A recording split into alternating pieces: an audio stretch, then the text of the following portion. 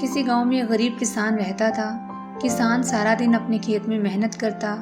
کسان کے پڑوس میں ایک سونار کا گھر تھا۔ یہ سونار امیر ہونے کے ساتھ ساتھ بے حد لالچی بھی تھا۔ ایک مرتبہ کسان نے اپنے کھیت میں کدوؤں کی فصل اگائی۔ فصل بہت اچھی ہوئی اور کھیت بڑے بڑے کدوؤں سے بھر گیا۔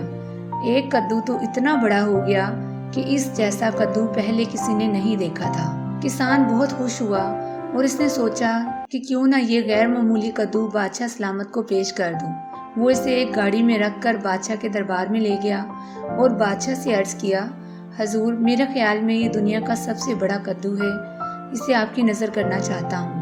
بادشاہ اس نایاب کدو کو دیکھ کر بہت خوش ہوا اور وزیر کو حکم دیا کہ اس کدو کے برابر جواہرات تول کر بادشاہ کو دے دیے جائیں۔ کسان نے ہیرے جواہرات بیچ کر نیا مکان اور ساز و سامان خرید لیا۔ سونار کو جب کسان کے دولت مند ہونے کا راز معلوم ہوا تو وہ حسد کی آگ میں جلنے لگا۔ آخر اسے ایک ترکیب سوجی۔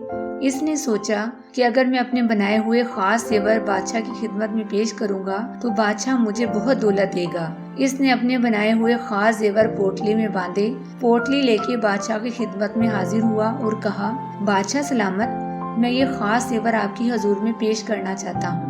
بادشاہ نے اس کا تحفہ قبول کرتے ہوئے سوچا کہ اس کے بدلے میں اسے کیا انعام دیا جائے۔ اچانک اس کی نظر غیر معمولی کدو پر پڑی۔ بادشاہ نے اسے کدو دیتے ہوئے کہا، میرے دربار کی سب سے نایاب چیز یہ کدو ہے جو ایک کسان لایا تھا، میں تمہیں یہی کدو عطا کرتا ہوں۔ کسان یہ سن کر بہت سٹپٹایا۔ اس نے لرزتی ہوئی آواز میں بادشاہ کا شکریہ ادا کیا اور گھر کی طرف چل دیا۔ اس کے ذہن میں یہی جملہ گونج رہا تھا، لالچ بری بلا ہے، لالچ بری بلا ہے، لالچ بری بلا ہے۔